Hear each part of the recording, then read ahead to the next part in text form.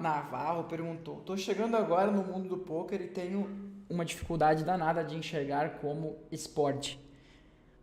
Eu nem sei se é um esporte mesmo, Giovanni. Eu também concordo com você. Acredito que é uma atividade de competição, na verdade. Não sei se eu sou do time esporte. Eu acho que você pode tratar o poker como esporte, no sentido de você ser um esportista, né? Se preparar como se desenvolver, ter rotina, né? Procurar se desenvolver em relação à concentração, foco, gerenciamento emocional. Essas características são muito próximas a um esporte realmente. Agora, se é de fato um esporte, aí é uma discussão meio aleatória, na minha opinião. Pode ser um esporte, pode ser uma atividade de competição, que de fato ela é, enfim.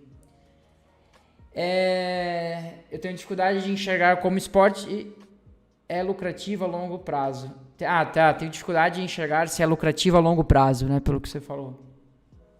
Realmente tem como ser através de torneios?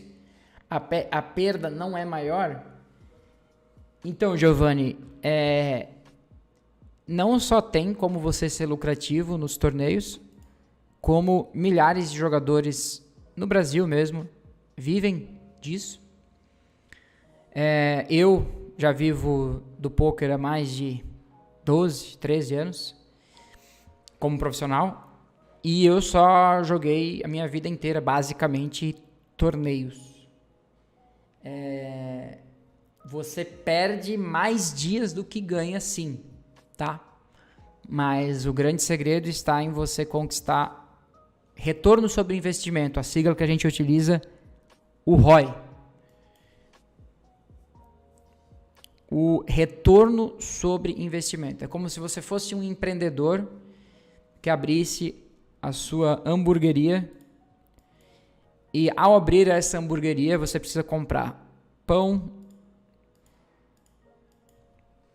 maionese, hambúrguer, você vai ter que pagar funcionário, você vai ter que pagar o aluguel do lugar que você abriu, você vai ter que pagar a luz, você vai ter que pagar a água, ou seja, você dá uma série de buy-ins, ou seja, inscrições do seu torneio, no caso, a sua tentativa de prosperar como um dono de um hambúrguer, de uma lanchonete.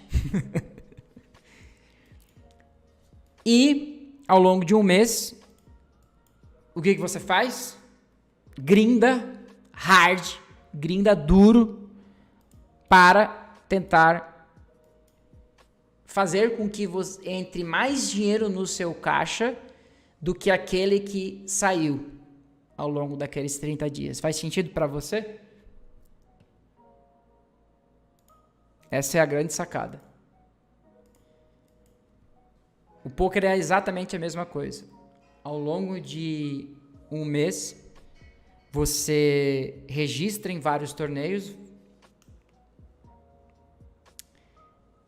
e a ideia é que você, no final desse mês, consiga ultrapassar o ponto zero, ultrapassar o ponto do break-even, né? Então, quando, por exemplo, uma empresa faz um anúncio dizendo: estamos em break-even, atingimos o ponto do break-even.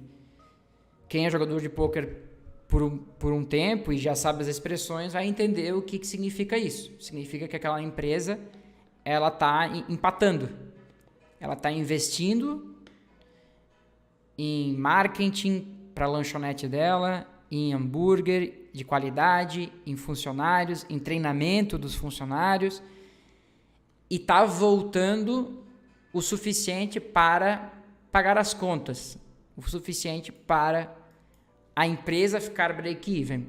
Nesse caso, o dono especificamente não ganha nada. O empreendedor em si não ganha nada, né? Quem ganha, no caso, é o ciclo que está girando, né? No caso, os funcionários, o pessoal do marketing, o pessoal que preparou os funcionários, etc, etc.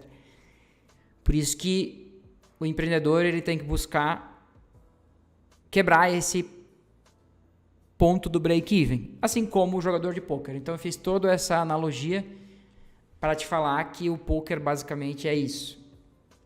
você vai ver todos os profissionais basicamente fazendo isso, investindo centenas de dólares, milhares de dólares ao longo de um mês, esperando que ao final dele você consiga ter retorno sobre esse investimento maior daquilo que você investiu. Agora, o poker ele tem uma variância, uma oscilação maior do que outros mercados, por isso que é preciso bastante estratégia para que você consiga diminuir essa variância. E quando eu digo estratégia, é em todos os sentidos possíveis. Preparo da sua parte, muito desenvolvimento em relação à parte do jogo em si, e muito preparo em relação às estratégias que envolvem não só o estudo em si do jogo, mas também o registro, os tipos de torneio que você vai jogar e etc.